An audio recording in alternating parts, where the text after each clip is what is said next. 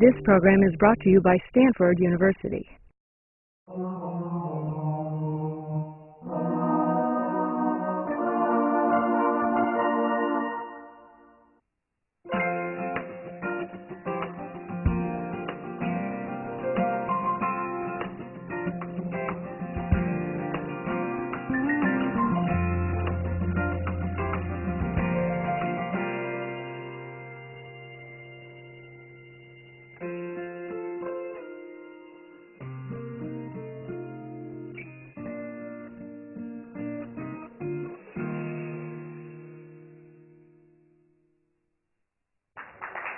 I want to thank all of you for coming out to spend some time this evening talking about chronic pain, and in particular talking about fibromyalgia. Now, it's helpful for me to get a sense in the audience how many people in the audience are either experience fibromyalgia or have a loved one or somebody that they know that does. So fairly ubiquitous, and I think we're going to be seeing that fibromyalgia, that chronic pain, is an extraordinarily ubiquitous, extraordinarily common condition, and one that's been very, very difficult to treat. We think that we're on the cusp of some new medications, some new treatments for fibromyalgia that may have an impact on this very disabling disease. As was mentioned, I'm the chief of the pain management division here at Stanford. I've been here for almost 15 years or more. I spend the majority of my time doing research, trying to unlock the mysteries of chronic pain, in particular using various techniques that open up windows into your brain to help understand how pain fundamentally alters our nervous system, how we're beginning to believe that pain is ultimately a neurodegenerative condition, a central nervous system disease in and of its own right, and then trying to come up with new treatments to be able to reverse some of that. And I'll talk to you a little bit about that, specifically related to fibromyalgia, towards the end of this. Let me say that I get the vast majority of my current research information from National Public Radio. And so in a recent drive while coming into work, there was a survey on what Americans know about science. And I learned the following while driving into work, that by and large, Americans believe that H2O is hot water, CO2 is cold water, that water is composed of two gins. You may not know this: oxygen and hydrogen, oxygen being pure gin, hydrogen is gin and water. Don't ask me what gin and tonic is. There are three kinds of blood vessels. You all learned this in school: arteries, veins, caterpillars. Gonads are defined as a tribe of wandering desert people. My all-time favorite: to keep the milk from turning sour, keep it in the cow. I hope the science that I'm going to provide you over this next 45 minutes or so will be a little bit more on target. This is what I'd like to cover for you. I'd like you to get a better understanding of what fibromyalgia is. What are some of the mechanisms that cause fibromyalgia and cause it to be such a terrible disease in our society? I want to talk to you about some of the clinical features of fibromyalgia. How does it present?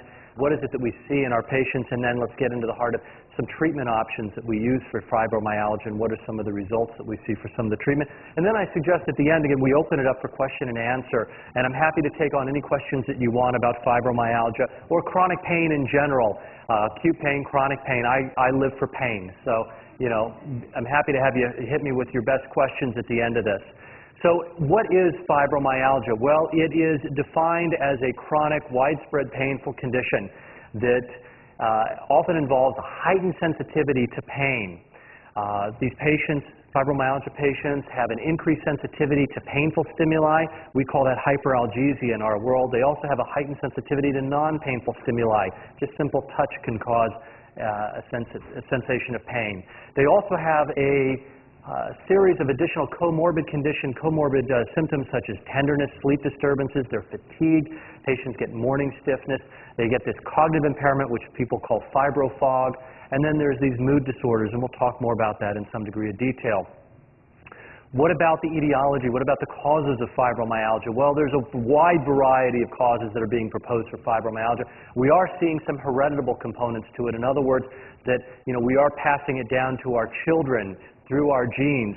We're seeing some very specific genetic mutations that may predispose patients to having fibromyalgia, and then also some very specific genes that encode certain enzymes in our system, one being this COMT, which encodes the breakdown of our catecholamines. It's these chemicals that are involved in our fight and flight system. That there's a defect there, there's changes there that may predispose people towards fibromyalgia. We're also seeing that environmental factors can play a role. So Traditionally, I see time and time again when patients come in to see me in the clinic that they'll say, I can really pinpoint this back to when I had this motor vehicle accident, or I had this GI, viral syndrome, or there was a significant emotional trauma. This occurred after I was physically or sexually assaulted that I started to experience that. And so there's this common theme that there does seem to be some sort of an insult to the person that predisposes and triggers this. We also see concurrent fibromyalgia with these other rheumatologic conditions such as arthritis, autoimmune disorders, and then we also see a high preponderance of this with hypothyroidism.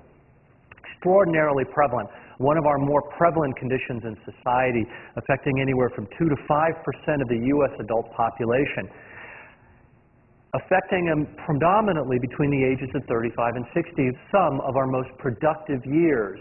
And so it's hitting people right at their peak work years in their lives. We are seeing some significant gender differences. Women, overwhelmingly more prevalence of this compared to men. 5, 7 times as much female to male. We're going to talk about some other conditions as we go through this to try to draw some links between fibromyalgia and other conditions which also happen to impact women to a much greater extent. What are some of the mechanisms that are involved in this? Well, we believe that the central nervous system, the CNS, plays a significant role here, that it is ultimately a state of heightened sensitivity or heightened sensitization that may be explaining this increase in pain that subjects are having. There are some what we call excitatory neurotransmitters, glutamate and substance P. If you think about our nervous system, if you take a step back, everything is this balance between excitation and inhibition. Excitation and inhibition. And if you have too much of one, too much excitation, or too little of the other, inhibition, you end up with the experience of pain. And so substance P and glutamate happen to be excitatory neurotransmitters. They cause an increase in that excitatory aspect, and so you've got too much information coming into the brain. It leads to the experience of pain. And I'm going to show you some functional imaging data, some brain imaging data, which gives credence to this idea that fibromyalgia may ultimately be a central nervous system condition. So it helps to start off with some common language. We all have our own taxonomy. One of the biggest problems with doctors is that we have our own language that often can be very technical. There's a lot of jargon in it. And so it's helpful to define a few terms. I want to start off just by defining what pain is. We all think we know what pain is. We all have our own experience of pain. But let's talk about what the International Association for the Study of Pain has defined it as. The IASP defines pain as an unpleasant sensory and emotional experience associated with actual or potential tissue damage or described in terms of such damage. What do I mean by that? The takeaway points here is that pain is an unpleasant sensory and emotional experience. An experience. That defines pain as a subjective experience. It is whatever the patient says it is. We can't measure it, we can't touch it, we can't feel it. Each person owns their own pain, and there is no way to ultimately objectify it. That's to be distinguished from this concept that we usually think of pain, which is this idea of nociception, which is a fancy technical term. All it means are the electrochemical signals that occur when we have injury or trauma. And the problem is that we often want to draw a link between the amount of injury we have and the amount of pain we experience. And we've now learned that, in fact, they don't match up at all. And I spend a lot of my research describing this in detail and trying to understand the individual differences, why each and every one of you, if I give you all the same stimulus, you will all report a different pain score for it, each and every one of you. Historically, when we look back on how we've approached pain, painful conditions, pain syndromes, we tend to link these factors that cause the pain to the ultimate syndromes that got established. Let me give you some specific examples. All of you have probably had chickenpox. We've all had it as a kid. It's caused by a virus called the varicella zoster virus that lies dormant in all of us. As we get older, you can get an outbreak of chickenpox or an outbreak of this virus. It's called shingles. And it leads to a bad, nasty rash, oftentimes along our trunk, sometimes along our face. The vast majority of people, it heals up, but in some people, it stays there, and you end up with something called postherpetic neuralgia. And what we've always done is we have always associated this viral outbreak with postherpetic neuralgia. We always associate the surgeon's scalpel with having surgery, with having surgical pain after that procedure. We associate pain in the joints to having osteo or rheumatoid arthritis. But the problem is that what's missing in this approach is that we've got these wonderful drugs and treatments for managing these etiologic factors. We've got antiviral agents that can take care of that virus during a shingles outbreak. We have the medications that'll deal with the original acute pain insult after surgery, and we've got drugs that can be used for rheumatoid and osteoarthritis, but we've still got millions of people suffering from uncontrolled pain. So what's missing in this? What's missing in this is a fundamental understanding of the pain mechanisms that are occurring as a consequence of this pain. In other words, we're beginning to appreciate that pain is a disease in and of its own right. That pain is causing fundamental alterations to the peripheral and central nervous system, as well as to the inflammatory system that persist, that stay there after the original injury, after the original insult has gone, and the tissues have healed up and are entirely normal. So what we're spending a lot of time is to better understand these pain mechanisms and try to reverse these changes, and I'm going to show you more about that. Now, pain all starts with a stimulus. It could be an incision, it could be a burn, it could be a trauma. It all has a common thread. It activates what we refer to as primary nociceptors. Now these nociceptors are transducers. They're transducers that lie in our skin, our soft tissues, and our deep tissues. And what a transducer does, it serves a singular purpose. It serves to convert one form of energy into another form of energy. And so it takes mechanical energy, chemical energy in the form of pH changes, it takes temperature changes, and it converts it into something called an action potential. And a transducer is something that's all very familiar to you. I'm talking on a microphone right now, which is converting the sound energy of my talking into an electrical signal that's transmitted along a wire and that over the airwaves. The only difference here is this transducer is converting into an electrical signal that's transmitted up a nerve fiber in your body. And there are two basic nerve fibers that transmit these signals in your body. They're called A delta and they're C fibers. And one is responsible for your fast pain, your first pain, and the other one's responsible for your slow or your second pain. Let me give you an example for this. Have you all hit your thumb with a hammer before? Stepped off a curb, twisted your ankle? I want you to think back to that for just a moment. The last time you put your thumb on a tack the wrong way. You got that sharp jolt of pain that went right to your brain, right? Those are your A delta fibers that are very fast conducting, heading right up to your brain in about 10 meters a second. They just slam right up to your brain, and it causes a withdrawal reflex and an escape phenomenon. And then what happens? You have just enough time to think to yourself, oh darn, this is really going to hurt, right? When you feel there's a delay, you feel that hot burning sensation that comes over your thumb where you hit it with a hammer. Those are your C fibers that are kicking in a moment later that take about a second to a second and a half to make their way up to the brain because they transmit at about a meter per second, and it's about a meter to a meter and a half away. Now, these signals, these fibers, synapse in the posterior or the dorsal horn of our spinal cord, they cross over to the other side, they then head on up to the brain. This is the brain here, where we have what's called the thalamus. And the thalamus is like this big relay station in the brain. It's this grand central station. It serves to send these signals off to two major areas of our brain. Two major areas. The outside area of our brain, the lateral area of the brain, out here, which is where the somatosensory cortex resides. This is where we perceive the sensory aspect of pain. This is the location of it, the quality of it, the character, this is whether it's hot or cold or burning, and the intensity of it, all out here. Well, it turns out there's another major area of the brain that these signals get sent to, and that's this medial forebrain system here, the limbic forebrain system. This is our reptilian brain. This is where our basic emotions are processed and perceived. It's here where we experience the unpleasantness of pain, how much I don't like the pain, what is it going to take for me to get away from the pain. The suffering of pain is all perceived and processed right here in this part of the brain. And it turns out we're learning through neuroimaging studies and others that we are much more wired for that suffering, that emotional aspect of pain, than we are for the sensory aspect. Now, the story wouldn't be complete if we didn't have some way of controlling these signals that are getting sent up to our brain. And so what we've developed over thousands of years is these descending inhibitory systems. These systems, these blue pathways, they come down from the brain, they head down to the spinal cord, and what they do is they serve as a negative feedback system. They serve to, hey, tell the brain, tell the spinal cord, don't bother sending these signals up because they're not important. And it provides a very nice balance for you between excitation and inhibition. That inhibitory system, let me give you an example of that. You're probably not paying attention to the feel of the clothing on your back until I just mention it. Those are those descending inhibitory pathways telling your spinal cord, don't bother sending those signals up, they're not important. And what we've learned is that in chronic pain and in fibromyalgia, this system gets out of whack. It gets disrupted and disordered. And I'm going to talk with you more about that here in just a moment. Now, so this, folks, is your brain. This is your limbic system, right here.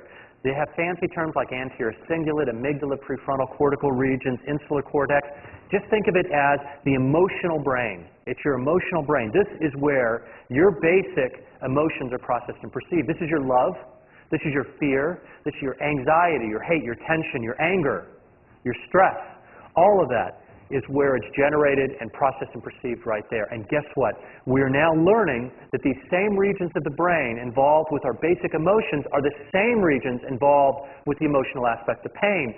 And so if you ever find yourself that your boss is angry with you, your spouse is all upset with you, and you're finding that your back's hurting more, your neck is feeling even a little bit more stiff, well, there's a neurophysiologic basis for it, because when you have an increase in those negative emotions, you're increasing, you're amplifying those same circuits involved with the emotional aspect of pain. They are directly linked to one another, which is why we spend a lot of time in our center trying to help people understand that fact and reduce some of those negative emotions. It's not just a psychological construct. We can now tell you exactly why and where it's occurring in the brain. Something else occurs in our nervous system in the face of pain. After an injury, it's this idea of neuroplasticity, this idea that our brain is changing, it's highly malleable, it's not fixed after a certain age, which is what I learned in medical school many years ago. Let me give you an example. Let's go back to that hand, and after an injury, let's say you get a cut on your hand. You all know what happens. You know, sharp jolt of brain goes to your brain, small delay, oh darn, really going to hurt. An hour later, you get inflammation, you get burning, you get swelling there, and you get an increase in the area that's painful. Then what happens? You go to bed, you wake up the next day, and now doesn't your whole hand feel stiff, aching, and sore? Think about the last time you twisted your ankle stepping off a curb. You wake up the next day, and now the whole foot and lower part of your leg is stiff, aching, and sore, right? That's what happens to all of us. What happened overnight is that our nervous system rewired. This area, the spinal cord in the brain, changed overnight, and it expanded the area that is perceived as painful. Now, why would it do that to us? Well, it serves a survival message for us, because it turns out that back in the cave people days, when we were out fighting the woolly mammoth and the saber-toothed tiger, when we got injured, it was in our best interest to go sit in a cave and let nature take its course and heal up that injured limb, rather than go out and fight the woolly mammoth or the saber-toothed tiger. Why? Because if you went out and fought them while you were injured, you got eaten, and you didn't get to pass your genes along. And so this presented as a very well-established survival signal. What happens in the normal situation is the injury heals, the neural switches turn off, they go back to normal. You get to go back and fight the woolly mammoth another day. If any of you are thinking to yourself, I wonder if in chronic pain and in fibromyalgia, maybe these neural switches are not turning off. Well, you're right on the money. We believe that that's what's going on in fibromyalgia and many of these other chronic pain conditions, is that you're getting an expansion of these areas that are now perceived as painful, and it's all being driven, a majority of it being driven by the central nervous system. And the question is, we're going to get to this a little later, is can we change some of this? We're learning more about this through the use of functional imaging, and so Rick Racely did a really elegant study a few years ago in which he took fibromyalgia patients and he compared them against healthy controls, healthy people, and he applied a pressure stimulus to them. And what he found is that for the same pressure stimulus, fibromyalgia patients have a dramatic increase in brain activity. These are the red areas here in the brain. In all of the areas of the brain that have been found to be involved with the processing and perception of pain. And so it turned out that it was in very discrete areas of the brain that's involved with pain. Now what this suggests is that fibromyalgia may not be a rheumatologic condition, which is what we've always thought, something involving the muscles, the ligaments, the tendons. It may ultimately be a central nervous system disease. And this is the direction that a lot of research is going in now, is that we believe that there is an enhanced sensitivity that's occurred in the brain. Think of it as you're turning up your stereo amplifier at home, to a higher number, to 10.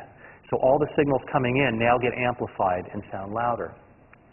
There was another fMRI study that came out recently in which they took patients with severe fibromyalgia and they had them do some cognitive tasks. And these cognitive tasks required a very rapid physical response to respond to it. And what they found is that the fibromyalgia patients ended up recruiting a significantly larger number of brain regions and an increase in activity in those brain regions, which suggests that they were having to work harder to do that task than the healthy people were.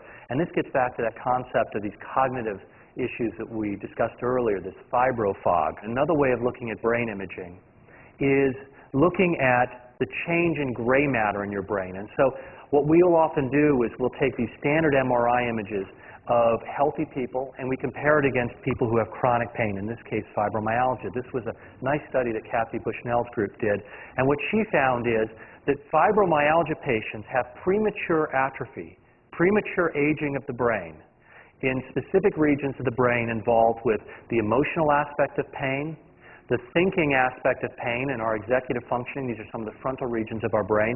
And then the perihippocampal gyrus, which is involved with our stress response, suggesting that these areas of the brain are atrophying prematurely, and it may be playing a significant role in why these patients develop fibromyalgia and why it gets maintained. And maybe we can talk about more in the Q&A session about what this really means and how to interpret this.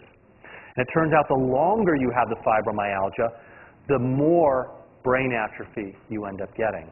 We've done some similar studies in neuropathic pain and find the same exact thing. If you had nerve injury pain that lasts for a long period of time, you've got premature shrinking of your brain, and it correlates well with both the intensity of the pain as well as how long you have it. So in summary, the recent data suggests that the central nervous system is playing a dramatic role, a significant role in fibromyalgia, that central sensitization, this idea of this increased sensitivity in the CNS, is coming out as a predominant model for fibromyalgia. This is being supported by fMRI data as well as structural imaging data. And so the key is maybe focusing on agents that actually impact the central nervous system. And as I'm going to tell you in just a little while, if you think about the agents that we use to treat fibromyalgia, all of them work in the central nervous system, and very few, if any, of the agents that work out here in the periphery have been shown to work on fibromyalgia.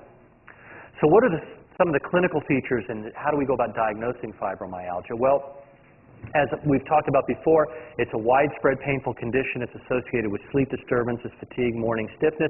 Patients are more likely to have also comorbidities, coexisting conditions such as painful neuropathies and circulatory disorders. There's a number of different criteria that have been used to diagnose fibromyalgia. And some of these symptoms overlap with many other conditions like irritable bowel syndrome, major depression, chronic fatigue syndrome, systemic lupus, rheumatoid arthritis, osteoarthritis, and Lyme disease. And we need to be able to distinguish these when we think about fibromyalgia. Now, widespread pain tends to be the sine qua non of fibromyalgia. Patients have pain in multiple parts of their body, at least 3 out of 4 limbs above and below the diaphragm with, as I'll describe, these 11 out of 18 tender points that get bantered around, sleep disturbances, fatigue, and early morning stiffness, and this tenderness, this presence of the tender points I mentioned. Let's just go into some of the details of this. Widespread pain, whole body pain, is what distinguishes fibromyalgia. These patients hurt all over. They hurt on most of the parts of their body. And sleep disturbances play a significant role. So there's this concept of non-restorative sleep. So in healthy people, when you go to bed and you sleep 8 hours a night, you wake up, you feel rested the next morning. Fibromyalgia patients don't feel rested. They don't. And there's been studies on this looking at EEG correlates. And what they find is there's this concept of alpha wave intrusion. Alpha waves are part of our EEG. It's a spectrum, a frequency of our EEGs that is present predominantly during awake alertness. So many of you are engaging in alpha wave rhythms right now, as opposed to some of the slower waves and some of the slower waves involved with some of our deep sleep.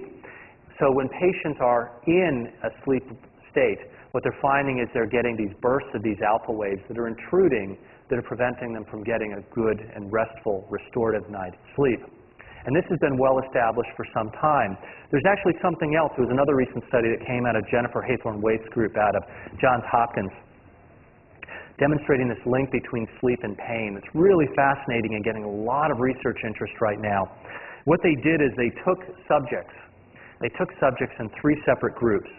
One group got to sleep as much as they wanted, and everybody wants to sign up for that one, right? And then there was another group where they only got 5 hours a night of sleep, but they got continuous 5 hours a night of sleep. And then there was another group that got 5 hours a night of sleep, but it was over an extended period of time, and what they do is they go in and wake them up intermittently throughout the night. It's like our medical students and our residents who are on call all the time being woken up. And if any of you have ever pulled an all-nighter or been woken up, you just feel terrible the next day. Well, what did they find in these groups when they tested pain tolerances? Well, the people who slept all night long had no change. They did great. The people who slept only 5 hours, turns out they were normal as well. But the people who were woken up intermittently throughout the night, they had dramatic abnormalities in their pain thresholds and their pain tolerances. Something had happened in their brain overnight from missing that one night of restful sleep. Sleep plays an extraordinarily important role for all of us, and we're just beginning to understand what it's doing in its relationship to pain. We're going to be seeing more and more research about this as the years go by.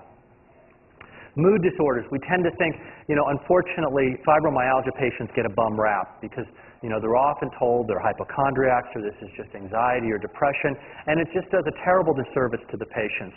We find that mood disorders actually occur at probably a lower rate than many of the other chronic pain conditions. In my low back pain patients that I see at the Stanford Pain Center, I'd say 60 to 75% of those meet a diagnosis for depression. I would say it's a much lower number for our fibromyalgia patients. So they're not always associated with a high percentage of mood disorders. There's been studies on imaging looking at some of the mood disorders in fibromyalgia patients. And what we find is, this was a newer study that Rick did, that they find that if you apply those pressure stimuli and compare fibromyalgia, these were all groups here, all fibromyalgia groups, what they found is an increase in sensitivity to that pressure stimuli in these areas of the brain involved with the processing of pain. If you just look at the brains of people who have depression in fibromyalgia, you see the same pattern, but you also see an additional pattern. That is an increase in activity in an area of the brain called the posterior insular cortex, as well as an area called the hippocampus, as well as the amygdala, which is this area right here. This is an area involved in major depression.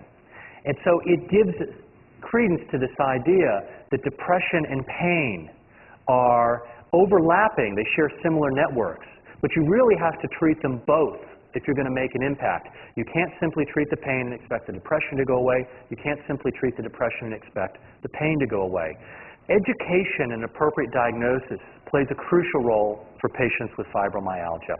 We find that if we actually can help patients understand what they have and what's going on with it, why they're experiencing what they're experiencing, you see a significant improvement in patient health satisfaction from baseline to after this education. Just the very idea of having validation, letting them know it's not just, all made up.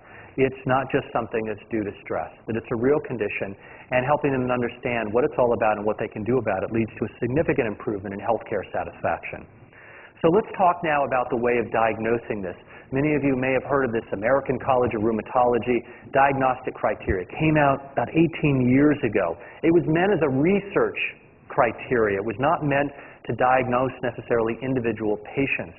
But what it involves is that patients have to have at least 3 months of widespread bodily pain, exhibit tender points in 11 out of 18 of these different points, and it's to a pressure that it's about the right amount of pressure where if you pressed up with your thumbnail against somebody or against yourself, it would blanch your thumbnail. That's about how much pressure we have to give to those areas.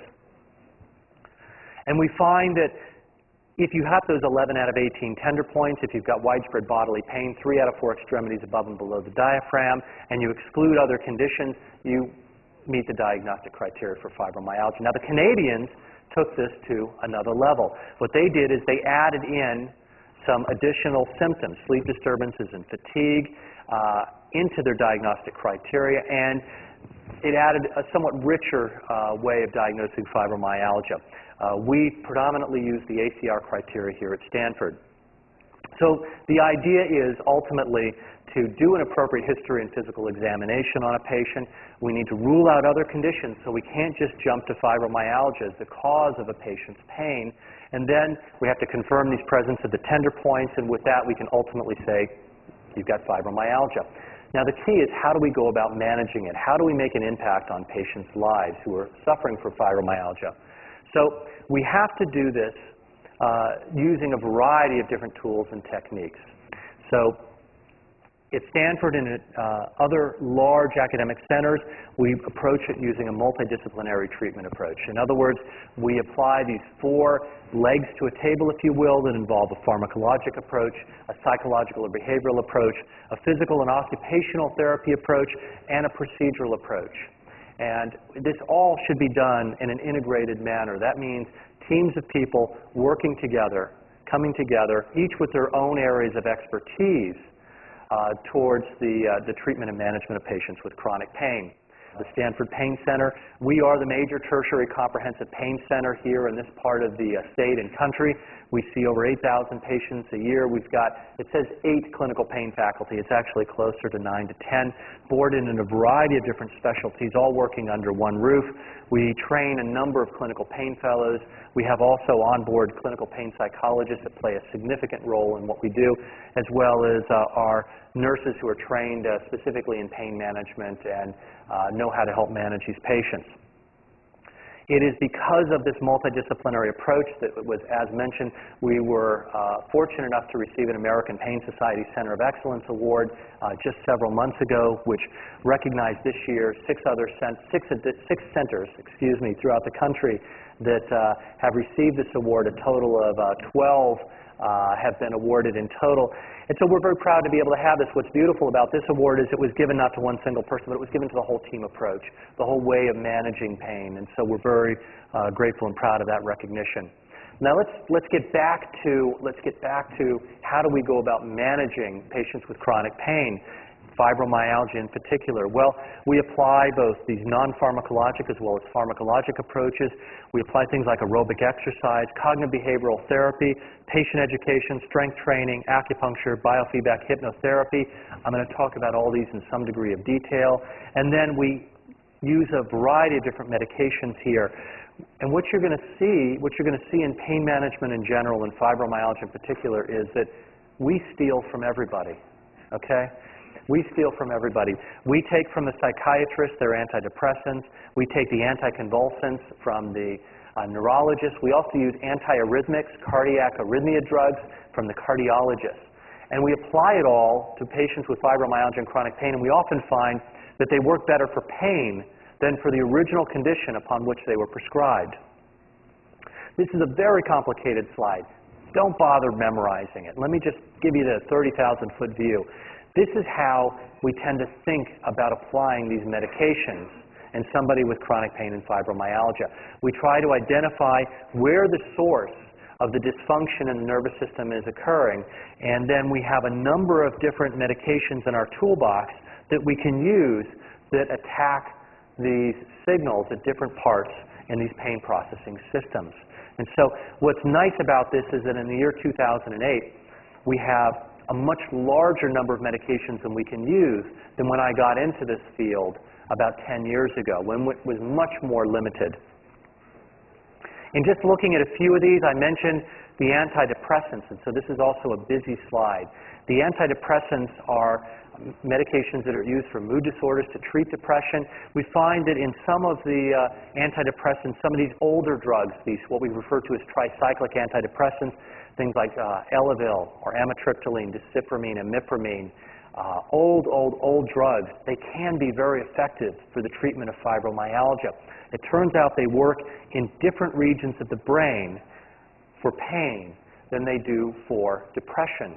They work predominantly, we believe, on those descending inhibitory pathways. And so we believe that in part, fibromyalgia is also a dysfunction of the inhibitory system, and I'm going to talk with you more about that in just a moment. These drugs tend to normalize that. Similarly, a new class of medications has come out called the serotonin and norepinephrine reuptake inhibitors. These are newer antidepressant drugs. These are drugs like Effexor or venlafaxine, duloxetine or Cymbalta is the trade name, and then also milnacipran. It turns out milnacipran is only available in Europe, by the way. They're trying to get FDA approval in the United States. We're not going to talk about this. Let's talk briefly about duloxetine. Duloxetine received FDA approval for fibromyalgia in June of this year, so it's just been FDA approved for it. And in large-scale clinical trials, they did show a significant improvement in fibromyalgia symptoms while patients were on this drug. We're studying this drug right now at Stanford on low back pain, looking at where does it actually work in the brain and trying to understand who is most likely to respond to this particular drug. So we found it to be a very effective drug. It does have side effects associated with it. All the drugs we have, almost all the drugs, I'll talk to you in just a moment about a drug that we haven't been seeing much side effects, but the vast majority of them have some degree of side effects.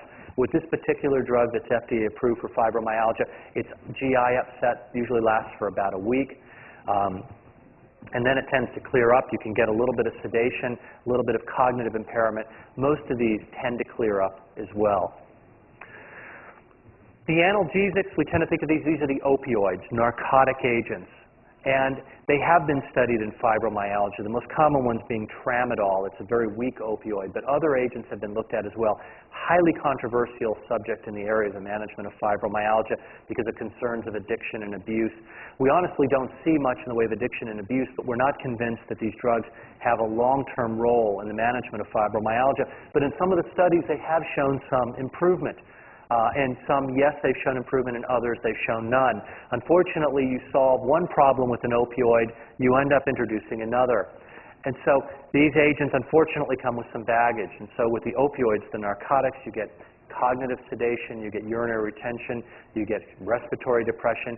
We're learning now with long-term opioids, you can also get endocrine abnormalities. In men, you get hypogonadism, which means your testosterone level plummets, absolutely plummets. And I got to tell you, women, you're not off the hook either, because we find that your hormone levels also take a big hit when you're on these opioids for long periods of time. It leads to decreases in sexual libido as well as energy, and may even lead to increased pain. We've also found, we're studying this also at Stanford, that long-term use of opioids can also lead to this condition we call opioid-induced hyperalgesia, which means that the opioids themselves over a period of time can wind up your central nervous system so that you end up feeling more pain instead of less.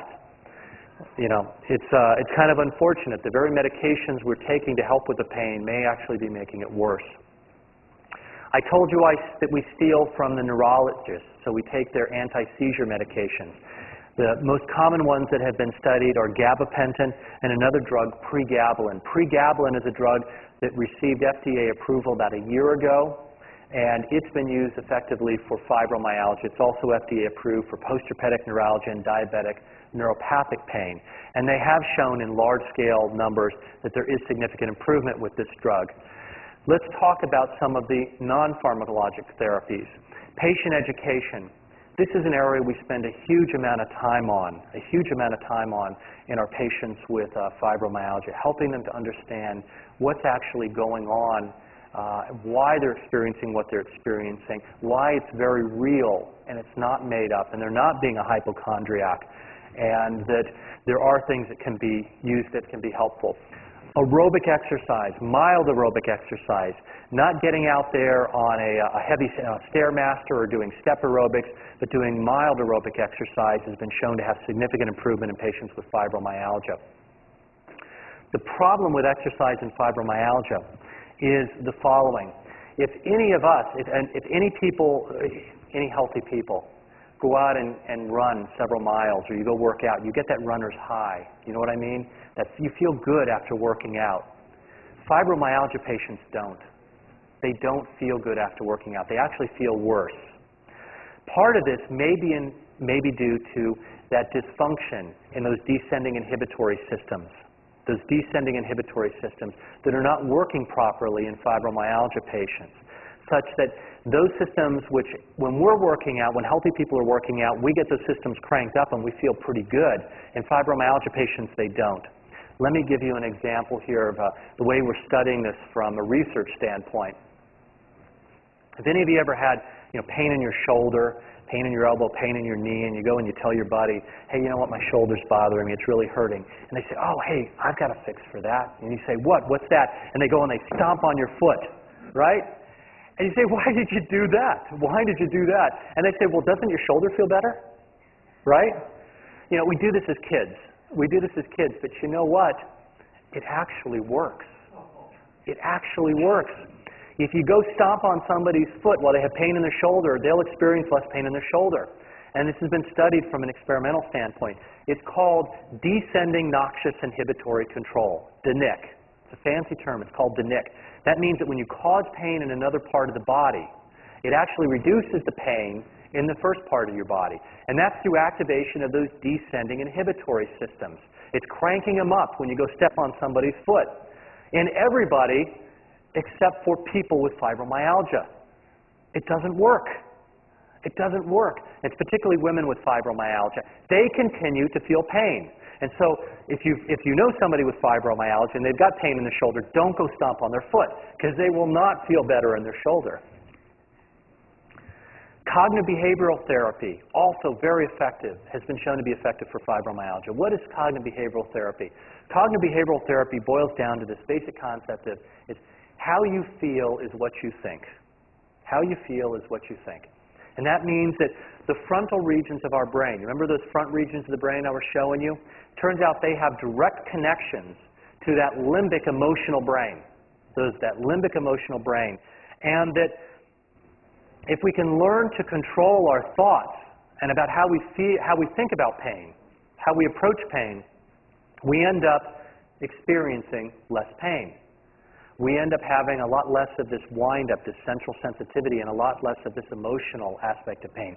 Now, I'm giving some very gross oversimplifications of this, but that's the basic tenet of it. It's a component of reframing how you're approaching pain, thinking of it maybe less in a, not so much of a sinister manner, but understanding where it's coming from. And it's that knowledge that is often very empowering in cognitive behavioral therapy, and it needs to be done through a skilled pain psychologist, and these are people that we have on staff at Stanford who are very good with helping people to learn these new skills. And so I was asked specifically to comment on maybe some of the novel things that we're doing here at Stanford that set us apart. And so we just finished up this study on a drug that's called naltrexone. Naltrexone. And naltrexone is an interesting agent, because I'm going to talk to you about in just a moment. It's an opioid blocker. It's an opioid blocker, but using it at low doses, it actually has an impact on glial cells. Now, what in the world are glial cells? Well, glial cells, microglia, happen to be these immune and support cells that are in our nervous system. They prop up our nervous system, and they're also, as we've learned now, major regulatory cells within our central nervous system. They're also key players in the immune system that resides within our central nervous system. And so they get heavily activated. They get heavily activated during an infection and during cell damage. Normally, these microglia, these glial cells, are in a resting state, and they're just kind of hanging out, looking around for problems to occur. What happens is that when they get activated, they end up pulling in their branches, they become mobile, and they take off to go attack where the problem is. They also end up producing a number of chemical factors within the brain, as well as the spinal cord. These chemical factors can ultimately increase pain sensitivity and lead to something that we refer to as this sickness or illness syndrome. So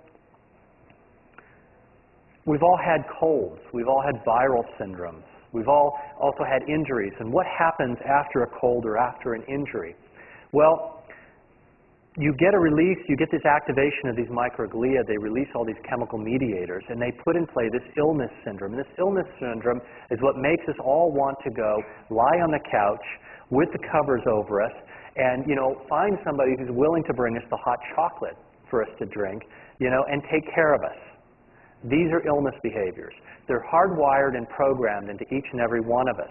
My 11-year-old son plays it up well every time he gets a cold. And it's a highly adaptive, a set of behaviors. But, you get over the viral illness and, he goes back to school and it's business as usual. What we believe is happening in chronic pain is that these glial cells are not going back to a normal state. And they're continuing to release these mediators. They're continuing to stay in this role in which these sickness behaviors continue to be prevalent. And we believe, as I said, in fibromyalgia, that ultimately these cells are stuck in this on condition.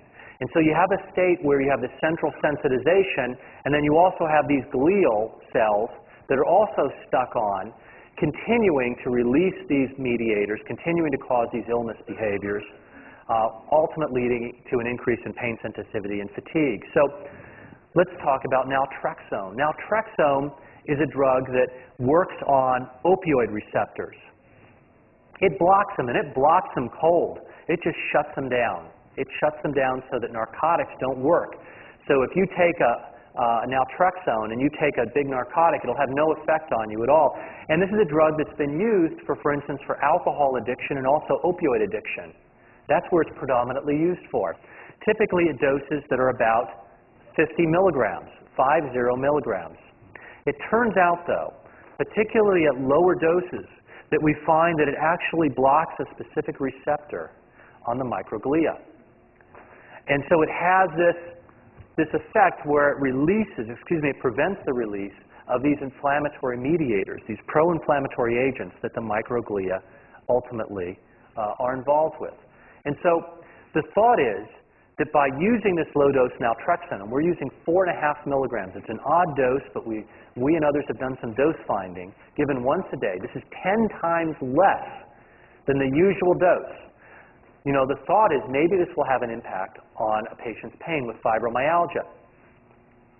So this is a study that Jared Younger was a senior postdoc in my lab. He's now an instructor in the lab, and he's been running this study and just doing an absolutely fabulous job with this and recruiting patients with fibromyalgia and running them through it and monitoring them. And the way that we've been doing this is we monitor patients on a daily basis with a little Palm Pilot that beeps at you every day and asks you to fill out how much pain you're having, what's your mood like, what's your function like.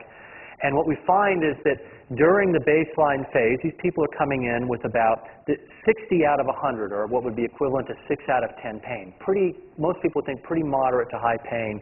And then during the placebo, this is during the placebo phase here, because we do this in a controlled manner where they also get a sugar pill. And then we start the low-dose naltrexone. And what we're finding is, in a pretty rapid period of time, within a couple weeks, people are having a really dramatic improvement in their pain symptoms. And we found that there was an average of over 50% reduction of pain in these patients, and that ultimately 7 out of the 10 patients were very positive responders. 3 of them, quite frankly, had no response at all. They just didn't get any better, but 7 of them really did have a profound benefit. And we washed the drug out, there was a return of their pain back towards baseline. We also showed a significant improvement in their fatigue, anxiety, but I also want to focus on sleep. Sleep was a significant factor here in all of these patients. They had dramatic impairment in sleep, and within generally a week, patients were describing a real improvement with restorative sleep. So, 2 things I want to leave you with on this study, and before I close out. 1, you should always be cautious. If anybody gets up in front of you and they talk about a new drug, and they haven't shown that it's been published and gone through peer-reviewed through the scientific community. And I didn't do that. This study has not been published yet. We are just writing it up now and putting it in. And so I want you to view this with some degree of skepticism. This was a small trial, small number of patients. I'm not trying to pitch snake oil here. I think that we've got some promising results. We're now recruiting for a larger and longer scale trial. And this is my pitch to you. If you or any of your friends or family have fibromyalgia and you're interested in being involved in a study, we cover the cost of the drug and all the monitoring of it. You might come to our website, which is snapple.stanford.edu/LDN. or you can email me at smackey, S-M-A-C-K-E-Y, at stanford.edu. We'd be happy to evaluate you for the trial. We've got a long way to go before this is a drug that's going to be used for global widespread usage. It's a drug that's probably never going to be carried by a large-scale drug company because it's a generic drug. It's been out there for decades, and so you're not going to find a big drug company pitching this. The nice thing is it's just dirt cheap. It's just dirt cheap, and so it'll be ultimately, if we find that it does work, it'll be something that'll be a nice, affordable solution for people. But again, the onus is on us to prove that it actually does work, and we've got a long way to go. Well, let me close out on one last slide here.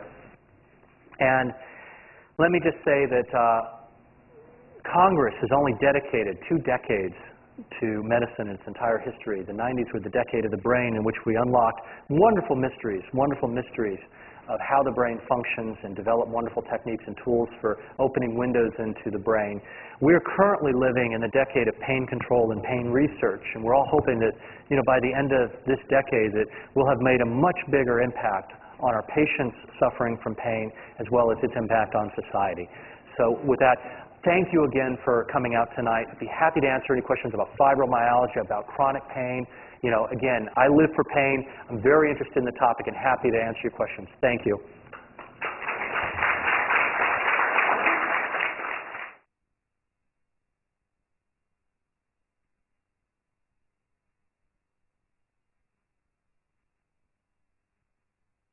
It's basically a historical concept. And so the early pain clinics were formed by John Bonica up at the University of Washington at Seattle. He trained some of the earliest pain physicians who were anesthesiologists.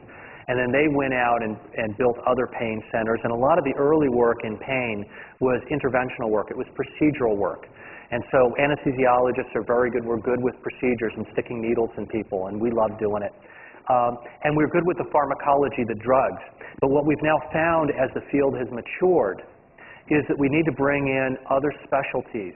Other specialties bring in unique areas of expertise. The neurologists bring in their expertise, physiatry, physical medicine and rehab theirs, psychiatry theirs, and a host of other specialties as well. We find that by working together we get the best results with patients.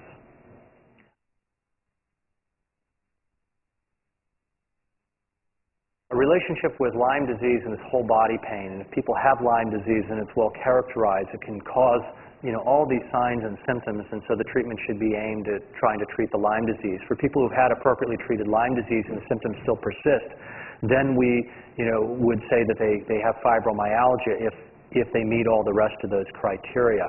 Let me just also make a point. This is one that, if I can expand on this for just a moment. Fibromyalgia shares characteristics with a large number of other conditions that we are now putting under this umbrella of central sensitivity conditions, central sensitivity syndromes. Irritable bowel syndrome, you folks familiar with that? Pain in the abdomen. Interstitial cystitis. This is painful bladder symptoms. Temporomandibular disorders, painful jaw in the joint here. Temporomandibular disorders, tension headaches. Complex regional pain syndrome, which is a neuropathic pain condition affecting the extremities. All of these share very common characteristics with these painful body conditions, long-standing, very high female-to-male preponderance. Almost, the vast majority of them are women. Sleep disturbances, GI disturbances, mood disturbances, chemical sensitivity syndrome, another one, chronic fatigue syndrome being another. Again, they're all being put under this umbrella of central sensitivity syndromes, and we think that they may share common etiologies, common mechanisms within the central nervous system and the immune system. And you're finding, I'm on some NIH panels right now, in which they're starting to look at these diseases from that perspective, because the way that we've been approaching these diseases in the past hasn't been working. And so you're going to see more and more of these diseases get studied together. We just are on a grant now that's looking at painful bladder symptoms and interstitial cystitis and making comparisons against fibromyalgia, because we think that they share tremendous overlap.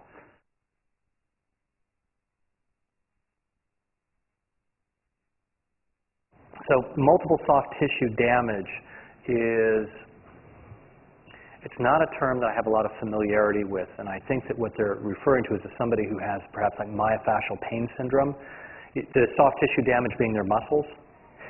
Fibromyalgia used to carry a lot of other terms, fibrositis, myositis. There was a lot of other terms that they used to use with fibromyalgia before they consolidated it into this term fibromyalgia, although now we're finding that maybe that's not such the best term because it tends to suggest that the problem lies in the soft tissue, in the muscle, tendons, joints, and ligaments. And in fact, with appropriate diagnosis and ruling out of those types of conditions, it seems like it's more of a central nervous system condition. And I'm not suggesting that your family member has that, but perhaps that's a term they were using to describe fibromyalgia.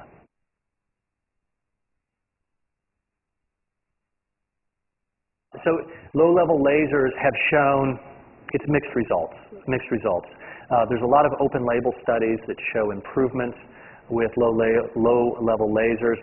There's not a lot of what we call the gold standard in medicine, which is randomized controlled double-blind trials. And this is the problem, is that in our specialty, placebo has such a huge impact. Placebo is a very real phenomenon. Very real phenomenon. Don't let anybody tell you that it's made up or it's not something real. Because we've done neuroimaging studies, other people have done it. It really impacts the brain. And the problem is with devices and with medications is separating out the real placebo effect from the actual pharmacologic action of a drug or a device in this case. And so we believe, at least in large part, there's a lot of placebo to low-level laser. There may also be some additional activity. We really need better studies to be able to demonstrate that. A couple things to that point. One, we don't yet know what that brain shrinkage represents. We don't know if the brain shrinkage represents actual loss of neurons, actual neural tissue loss, or whether it represents something else. We have only looked at, we being the research community, not our group, has looked at patients with depression. And what they've done is, after patients have passed away, they have done tissue sampling. And what they find is it wasn't loss of the neurons that led to those MRI changes in depression. It was loss of glia. It was those supporting structures, the supporting cells that tended to decrease. We don't know if that occurs in pain. So first, we don't know what it really means. But we know that there's something going on there. The second thing is, we don't know about the chicken and the egg. In other words, is it that it's the fibromyalgia that causes the brain to shrink in those certain areas? Or is it that those patients with fibromyalgia already had the shrunken areas of the brain and it predisposed them to getting fibromyalgia? Do you understand what I'm saying? There's this concept of, we always have to be careful in interpreting data, this difference between correlation, something that's associated, one thing to another, and causation. This caused this. And so I'm not suggesting, I don't want to leave you with the impression that fibromyalgia causes brain shrinking, just that it seems to be associated with these changes.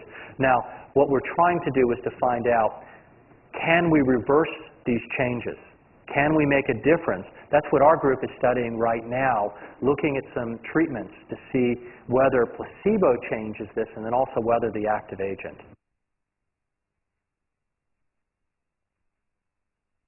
We didn't see any. We didn't see any significant side effects for the low-dose naltrexone. It was remarkable. It was remarkable. Now remember, folks, please, don't go out and think that this is a drug that's going to, cure fibromyalgia or everything. In a small group of patients that we studied, it was extraordinarily well tolerated. There were no significant side effects. We were very pleased with the results. We need to look at this in a larger scale. In larger doses, used for alcohol addiction and used for drug addiction, there has been side effects associated with it, but we haven't seen it when we're using it 10 times smaller in dose. It's been relatively side effect free.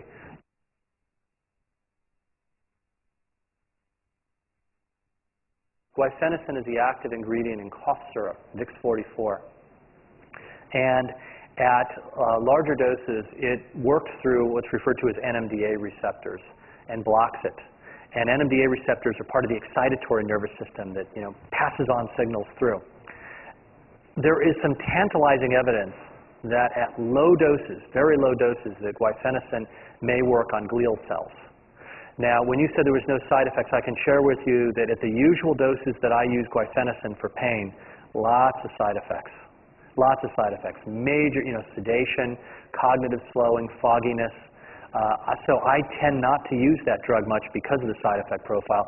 At the lower doses, we may be able to get away with it. But again, it hasn't been well studied in pain at those low doses. Here's the problem, folks. The drug companies are not going to support these drugs because they're all cheap and they're all off-label and they can't make any money on them. And it's in a business. That's what they're there for. And so it's hard to get support to actually study these type of drugs. And that's why, again, we're out there beating the bushes to try to look at them because they do offer some promise.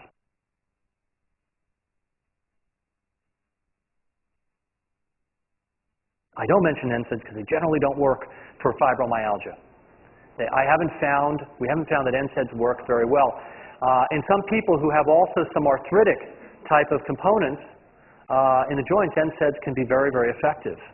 But in randomized controlled trials, the NSAIDs haven't played out well.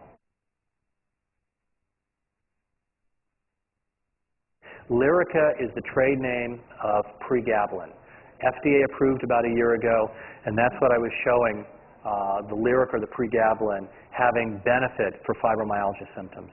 This is in that same category that all the others that had side effects. The side effects for Lyrica, for pregabalin, tend to be sedation, sometimes a little dizziness, minor amount of weight gain. Most of these are dose-related. Most of these are time limited. In other words, they settle down after you've been on the drug for a period of time. Some people, though, just can't tolerate it and they have to come off or reduce the dose.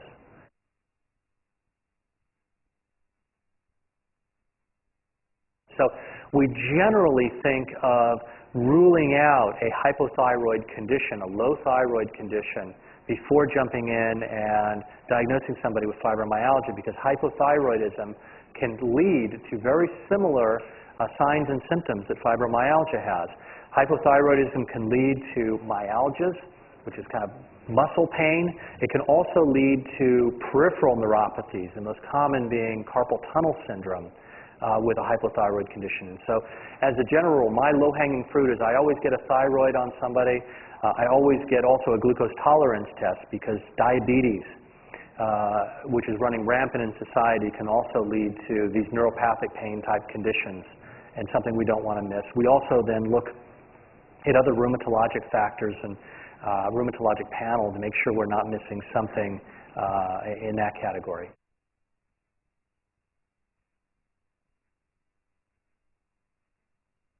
There's a number of drugs that are in the pipeline to work on different aspects of those pain processing pathways, everything out here from the periphery to the spinal cord up to the central nervous system. I honestly haven't seen anything that looks like a slam dunk cure. The problem with pain, with chronic pain, is that chronic pain is a disease. It's a disease much like any other disease in our society. It's like diabetes, heart disease, lung disease, asthma. When you think about those chronic conditions, we haven't cured a single one. Haven't cured a single one. We do have great ways of managing them so that people can live very highly productive lives. And we're hoping that eventually we'll be able to get to the point where we can have a cure for fibromyalgia and these other central sensitivity syndromes. But we still got a long way to go. We need more research funding. We need more of these clinical trials that are doing investigative work in it. And I think there's a growing interest in this area. There's a condition called myofascial pain syndrome, which should be distinguished from fibromyalgia. Myofascial pain syndrome involves trigger points. Trigger points.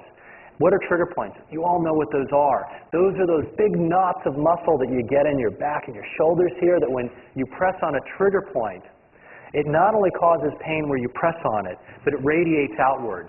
And so my wife has got one right about there that if I press on it, pain radiates out over to her shoulder and down, and it's this big knot of tissue, big knot of muscle. And we'll go in and we can inject those. I don't do this on my wife, but I do this on patients.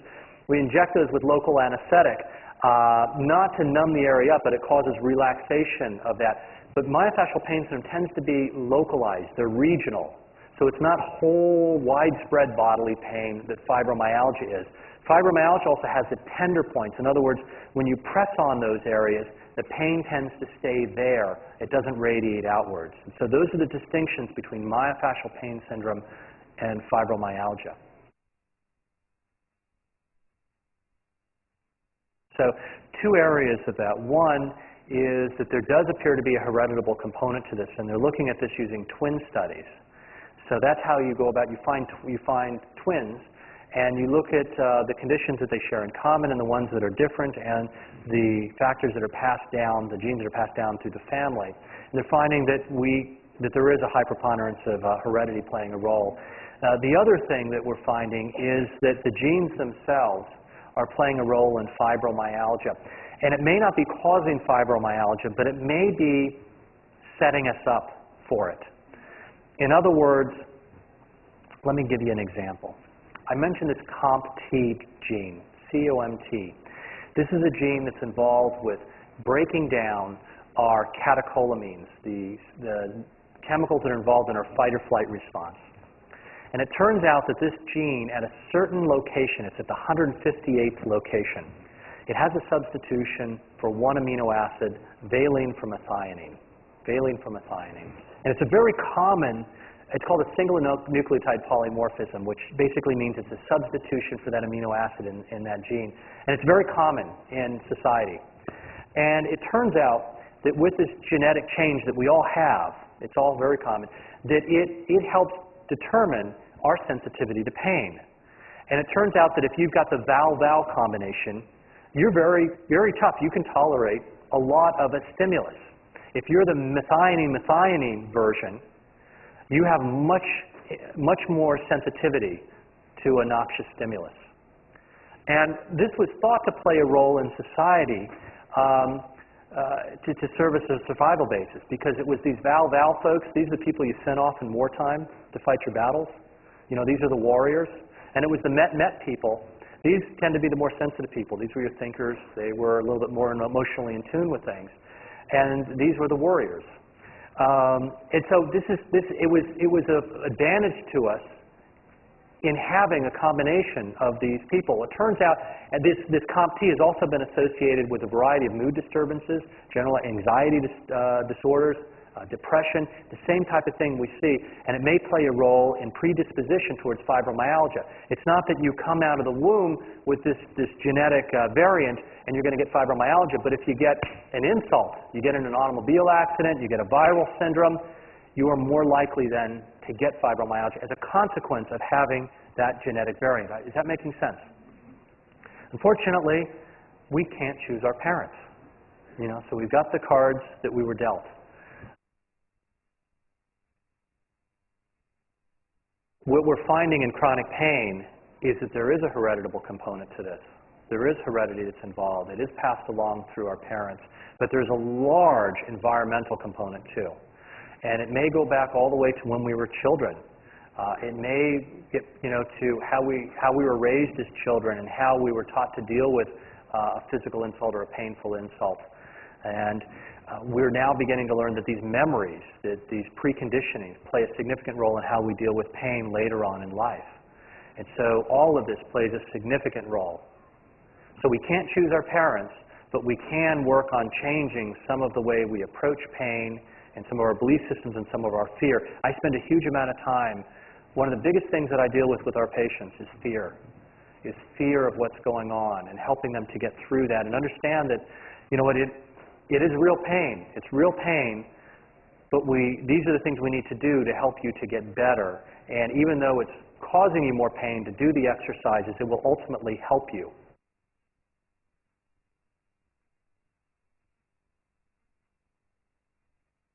That's an extraordinarily individual question and set of circumstances. And so it's a huge spectrum that we see. It's this bell-shaped curve. We see some patients that almost get complete resolution of their symptoms, go back as if they've never had it. And we get others that, quite frankly, are treatment resistant and very little works for them. The vast majority of people can expect, at the very least, a significant improvement in quality of life, physical functioning, improvement in mood, improvement in sleep. They may not get complete resolution of their pain. It may not just all go away, but they'll often see a significant reduction in it with appropriate therapy. This is one of the things, by the way, this is one of the things that we're trying to drive the field toward. It's this concept of personalized pain medicine. Right now, I get the sense there's a number of you in the audience who may have fibromyalgia or have loved ones who do. And ask yourself, how many physicians have you seen for this condition? How many treatments have you been through for this condition? What we're trying to do is to be able to characterize an individual person, their genetic profile, the individual neurophysiologic things that make them unique, and the individual condition, fibromyalgia or low back pain that they have or migraines. Bundle that all together into a nice predictive model so that we can say that you will respond to this treatment with a high degree of confidence. We are not there. That's where we're trying at Stanford. We're trying to get there, and we hope that we'll be there someday, so that I can come back sometime down the road and I can answer that question for you specifically or one of your loved ones, how much relief you can expect to have.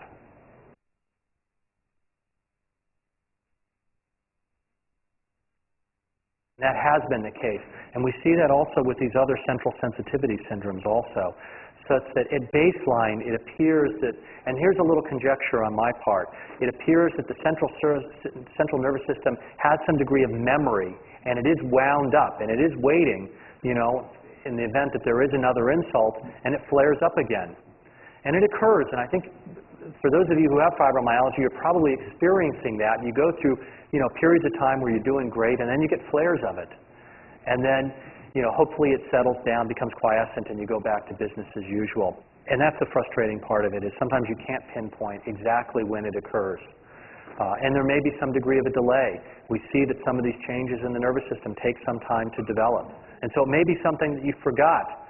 I've got this huge bruise on my ankle and a scab there. My wife was saying, how'd you do that? I said, I have no idea. I can't remember. I have no idea. I must have done something.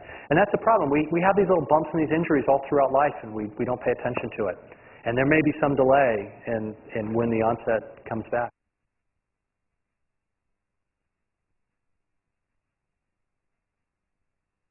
I'll share with you, was mentioned as I have a PhD. My PhD is in electrical engineering. And you could not have come across a guy more linear and kind of in the box thinking than me when I was in medical school. And if somebody had told me that acupuncture was improving their fibromyalgia, I would have said, you need to get your head examined.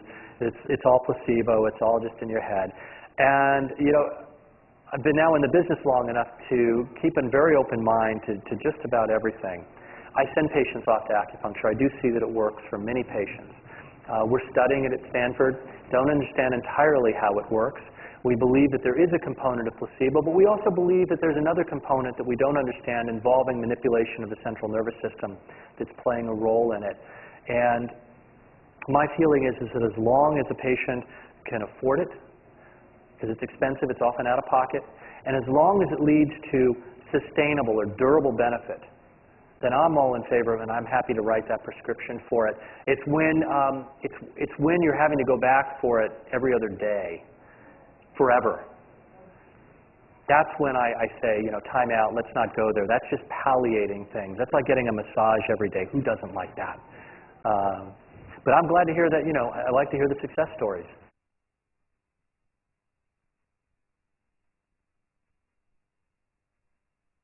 If you're talking about chemical sensitivities, again, that's under this rubric, this umbrella of central sensitivity syndromes, in which we see a lot of overlap. You know, you'll find a lot of patients with interstitial cystitis with fibromyalgia, a lot of people with interstitial cystitis with irritable bowel syndrome, and vice versa. So, and again, we believe that there's something that the women's nervous system is wired differently than men's. And we're still trying to understand that. That's why we need more research into these gender issues.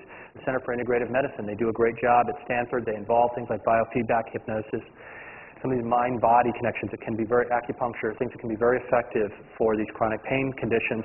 And then, you know, obviously at Stanford Pain Center, we're here to help you. If you have questions or if you'd like us to see, we're happy to do so. Hey, listen, you've been wonderful. Thank you for coming out again on a school night. And we'll let you get out of here, and thank you again.